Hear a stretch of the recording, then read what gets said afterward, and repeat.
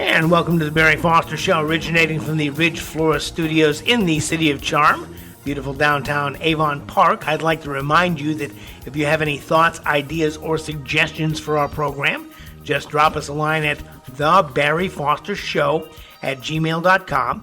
You can check out our YouTube page at The Barry Foster Show Daily. We'll be putting up new programming on a regular basis. And subscribe to our YouTube page. Join our pages at The Barry Foster Show on Facebook and on Instagram.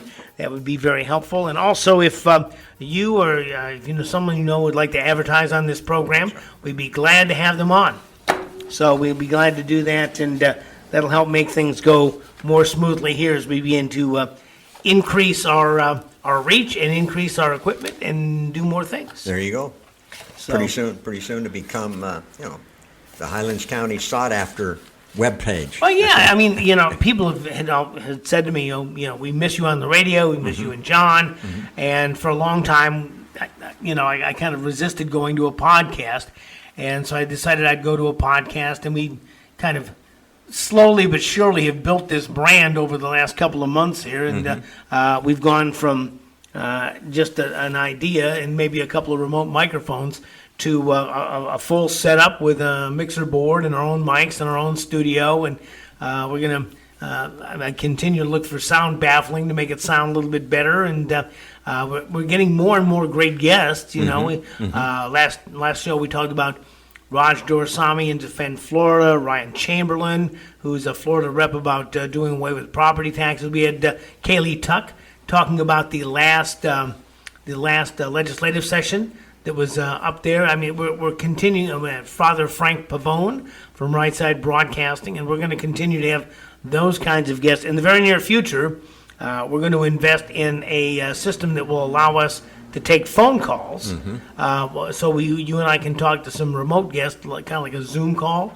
And ultimately, our goal is to go live and live streaming, and that, I think, currently, as I learn how to do this, it will happen sometimes after Independence Day. By the way, speaking of phones, I did give Gino some information. I took a quick look when I got home from our meeting on Thursday, and there was one outfit called Phone Multiplier.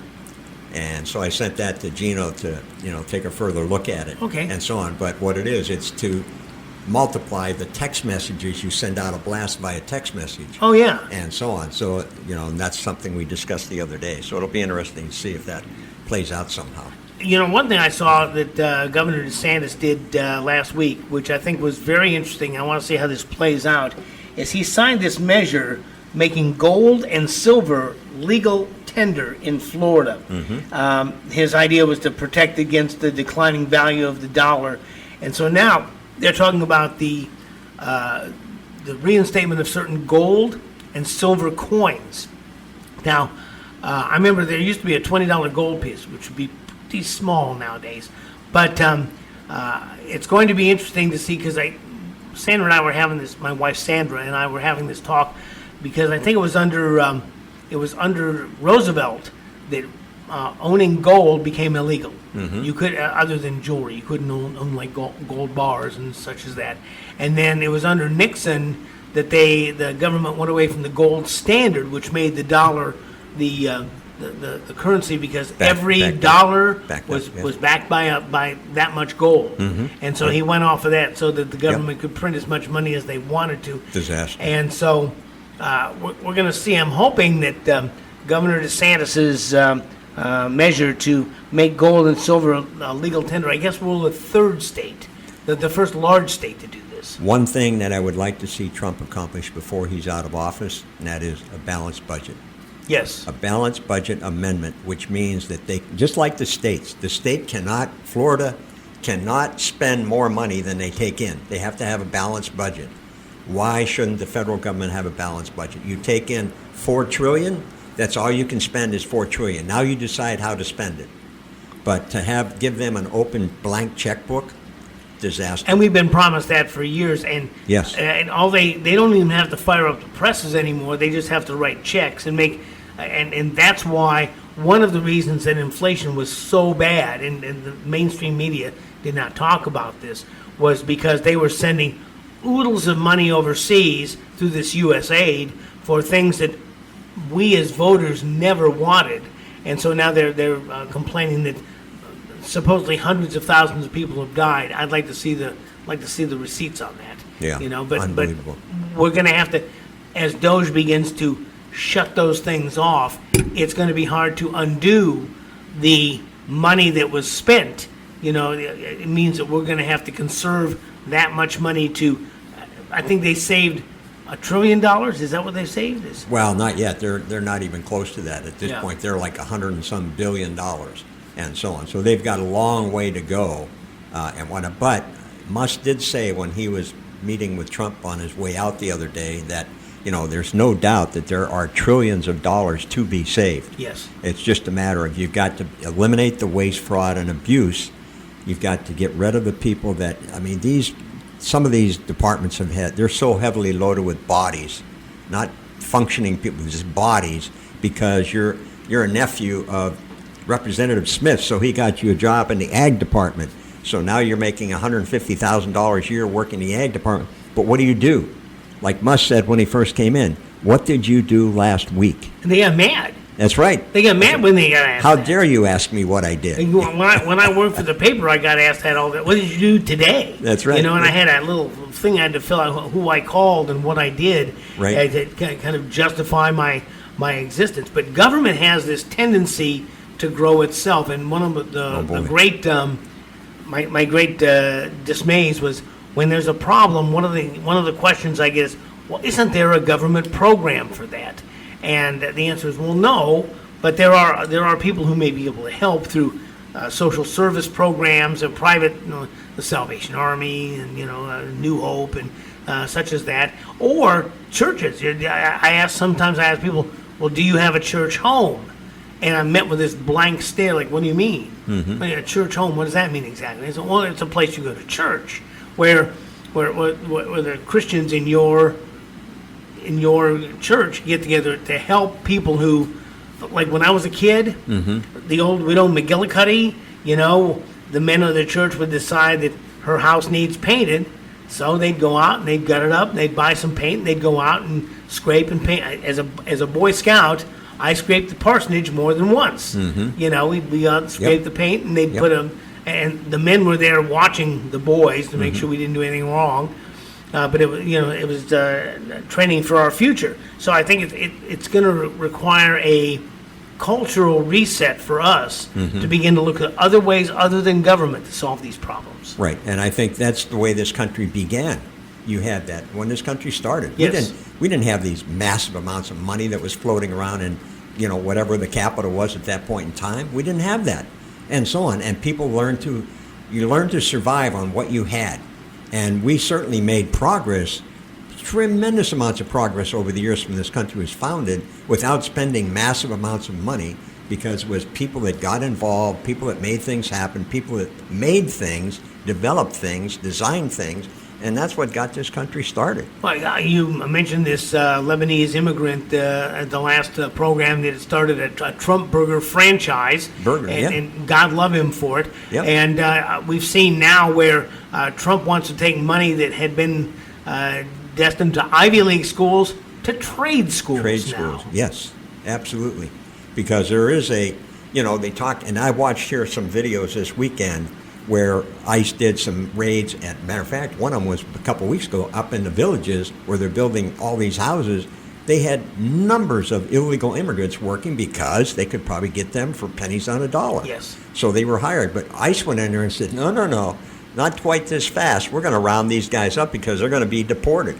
So this is where I know American business, and the Chamber of Commerce has been famous for this, wanting illegals into this country. They've been fighting for this for years and years because they said, we got to have this cheap labor. No, you don't. You have to pay. So it's going to increase the cost of something.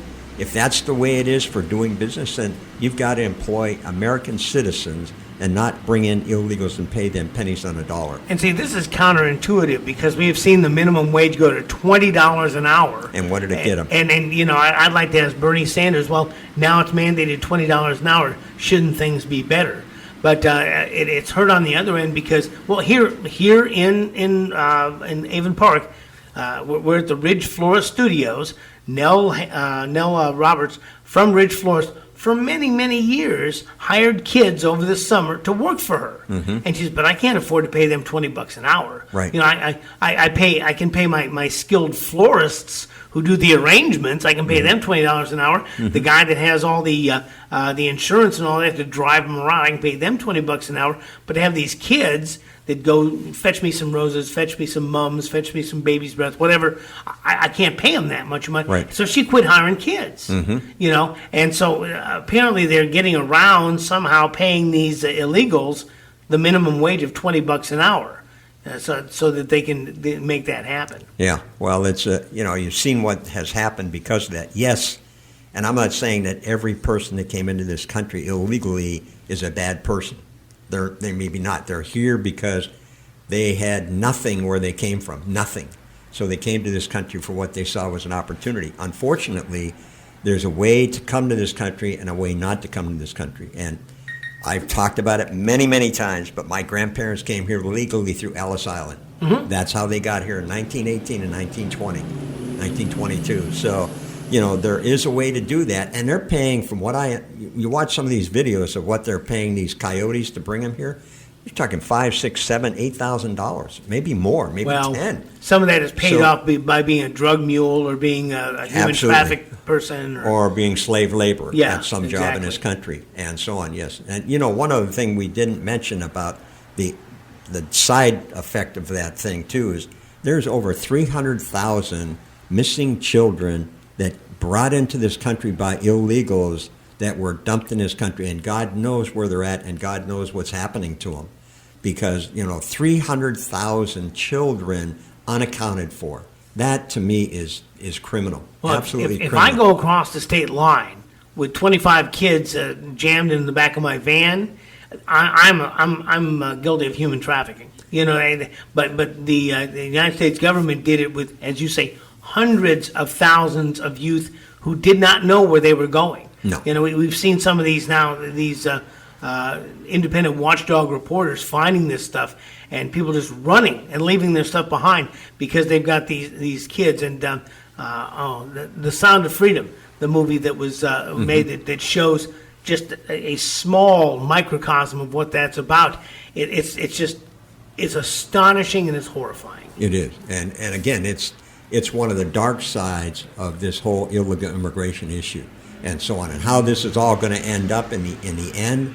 You know, it's going to be very, very, very, very hard to get rid of millions, even millions of these illegals. They're rounding up by primarily the bad guys now, the criminals, the bad people, but also, and like as Tom Holman has said, I'm sorry, but if you're in there with a bunch of bad guys and you're just somebody who came across the border illegally, you're going to get caught up in this whole thing. You're going to go with them.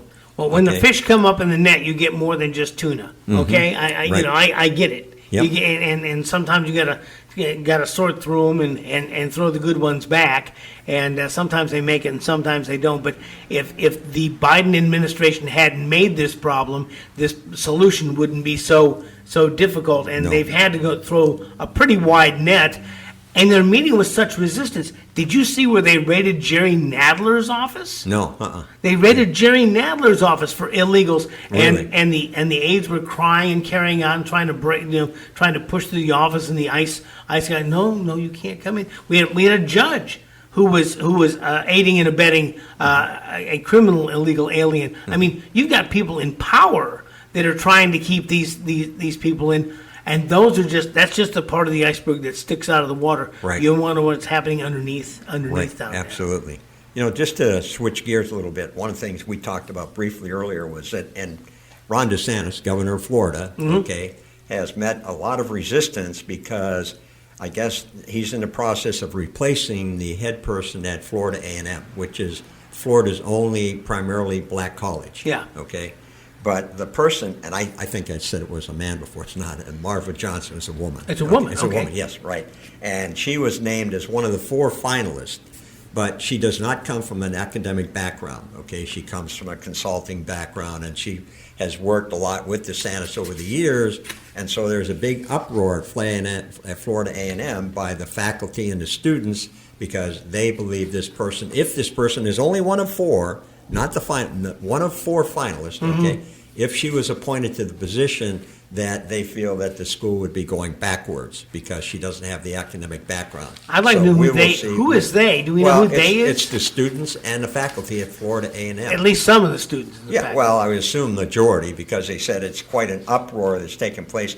Unleashed a tidal wave of anger at the state's only primarily historically black college. Right, there was I don't know if it was a tidal wave, but it was it was a rogue wave. It was a pretty good sized wave that happened even right here in Highlands County when there was this whole selection to replace the outgoing president, and all of a sudden Governor DeSantis came in and said, "Oh, you know what?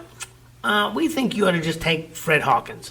And they said, "What are you talking about?" He said, "Yeah, I think Fred Hawkins is the guy you ought to have." And let the record show, I have tried over many months, or as Rush used to say, many moons, to get President Harris, Hawkins, President Hawkins, on the program to talk about the school, what his plans for the school were. Just kind of have a welcome to Highlands County interview, and I have been met with crickets, absolute crickets. But there were some members of the SFSC board who resigned over this. So this is not the first time that, well, not only Governor DeSantis, I think any governor has maybe met some pushback with some of his recommendations for a position. Well, I'll tell you, and having been in business for a few years, okay, what you do when in the course of your working life, you generate friendships with other people, especially people that you've worked with in the past or you've helped whatever way, and so on. So you want to help. If you have an opportunity to promote somebody and you look around and you've got a friend that has done a lot of good things for you over the years, they become one of your primary candidates. That's just normal. That happens all the time, and so on. So I can understand how someone like the governor, who's been around for a long time in Congress and the service and as governor, developed a lot of friendships with people that could help him do whatever. And so you look around and say, I like that guy. He's done a lot of good things for me. I'm going to put him in as maybe this administrator. Well, guess what? Well, and because she has no history in academia, there will be people who would say, well, so what? And I will allude to a totally fictitious character.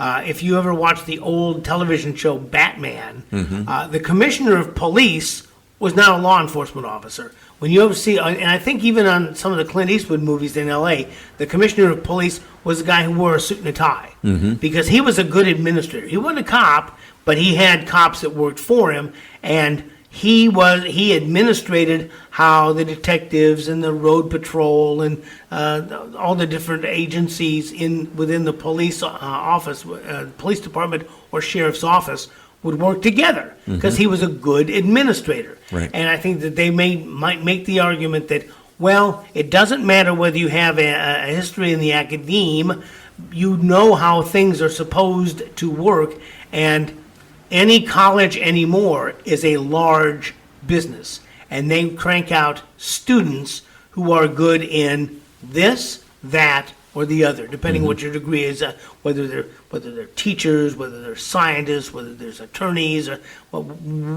doctors, whatever they are, whatever your degrees are in. That's the product. And if your students are not doing well, if your product's not performing well, then you need to make replacements. And it has really nothing to do with your ability to understand how academics work, but it's your understanding how business works. Well, we can see what happened in the previous administration when they appointed people to positions, many positions, based on maybe the color of their skin, their lifestyle, not necessarily their ability. And we can see what happened because of that. DEI. Right. And the other thing about putting somebody in a position that isn't the norm, look at Donald Trump. He's a businessman. He was not a politician. He was probably the first businessman that came right from the business world to the presidency. That's never happened before. Now it's happened twice. So, and look at how much better off we have been with him in charge versus a politician. And it happens in all facets of life.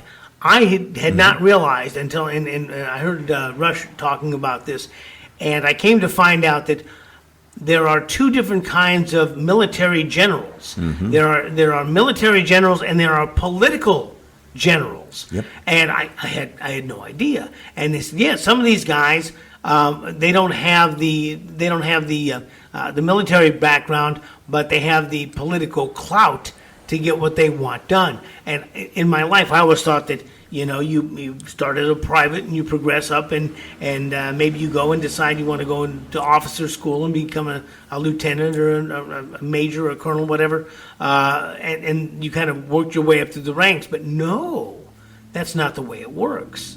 And apparently, in the same thing, I talked with Father Frank Pavone because there are popes who are religious Christian popes who really concern themselves only with what's in the Bible, what our orders are under our Lord and Savior Jesus Christ to do. But then there's also political popes, and that goes back into the Middle Ages where popes would help the king of this or the king of that get things accomplished through their offices as the head of the Holy Catholic Church. And they were much more political than they were worried about the spiritual side of things. So as I've gotten older, I found out that there's a lot of dichotomies in the world. Right, absolutely. One other thing, just to touch on something again, Florida, if you will. Yes. And I've heard a lot about Sheriff Wayne Ivey, and Florida Sheriff. And the Sheriff Ivey rattled leftists with this: "Kill you quick, school security warning."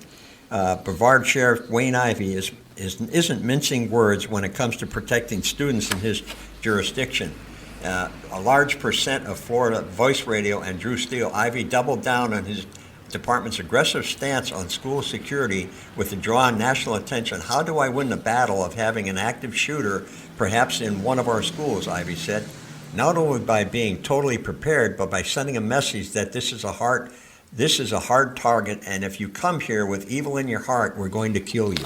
Oh yeah. So he sounds like he's becoming more like Grady Judd, and so, or vice versa. Yeah, we've heard Grady Judd said, "How come you shot this guy 60 some odd times?" It's Right. because we ran out of bullets. Right. And there was a movement back here 5 or 6 years ago that they were going to bring riots into rural areas. That they decided that instead of doing the rural area thing, that they were going to go the cities. They were going to rural areas, and Grady Judd issued a warning. Said, "Look, the people in Polk County have guns, and we encourage them to use their guns. Right. So if you come here, you do so at your own peril. That is something that's really up to you." So when we begin to look at these hard-nosed sheriffs, you begin to see that things function. I think they function pretty well in Polk County. Yep. And I really think they function fairly well in Highlands County also. Yes. I think that, a lot of the sheriffs, and there's 67 counties in Florida, so Yes. every county has its own sheriff, all right? And really the sheriff is probably the highest official in every county, okay? You can have, county commissioners and so on. They're not as high up in the chain, if you will, as the sheriff. The sheriff has much more power, and they were given that power, rightly so, to try and protect the people, not only from the bad guys, but also from the so-called, politicians and other guys that want to do bad things to people.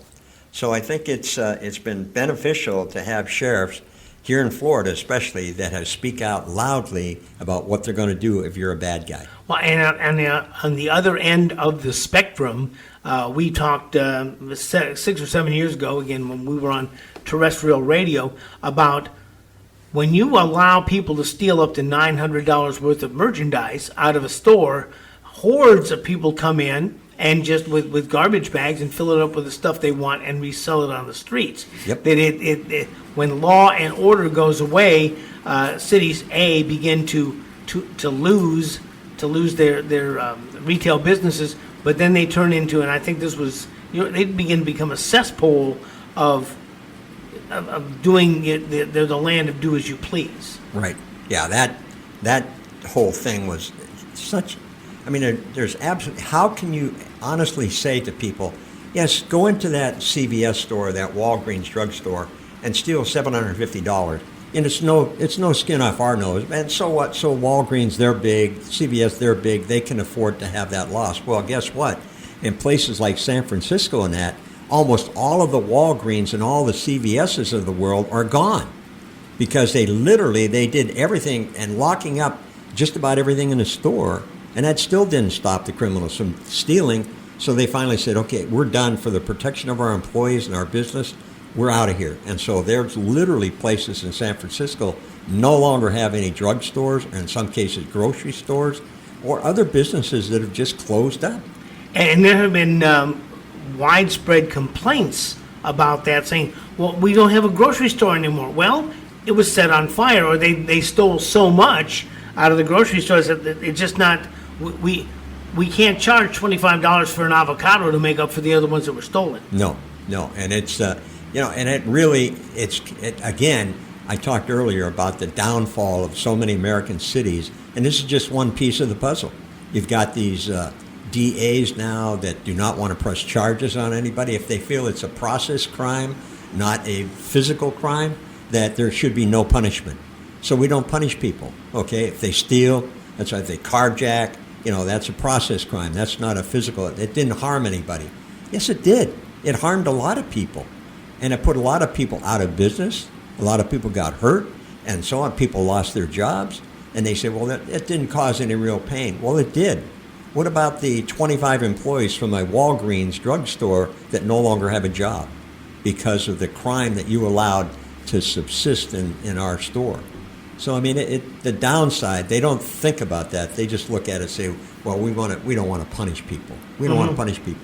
No, if a guy steals today and gets away with it, tomorrow he's going to do something more violent. And where does that end? Does it end with somebody dying because this guy now has become a murderer instead of just a shoplifter? And I think that you have seen under the Trump administration, both the first Trump administration and now the second Trump administration, a lot of civil unrest in the cities has gone silent because people are now convinced they're going to be going to jail. Yep. When the first riots occurred at the first Trump inauguration and they were locking those people up, they were shocked. They were shocked that they were being arrested. And so now I think that even though the administration of law enforcement in large cities falls to that large city, to be honest with you, and the administration in unincorporated areas falls to the local sheriff. In fact, the sheriff is probably the singular most important law enforcement agent that you can elect. But under the Trump administration and under their no tolerance and stepping up ICE, sealing up the borders and being tough with law enforcement or stance, if you will, on international negotiations, you've seen those people who have just kind of dialed it back, and they're not going to do that anymore.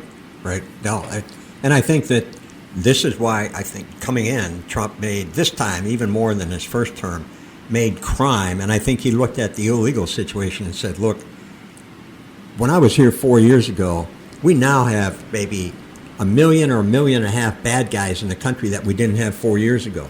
And these guys have no compunction about committing crime. So now you've got to not only go after the homegrown bad guys, but now you've got 1.5 million or whatever the number is, additional bad guys you got to go over. And some of these guys in their country they came from were thrown out of jails and insane asylums because if I ran a country and I said, hey, the American border's open, I've got 3,000 bad guys, ship them up to the United States and let them worry about it.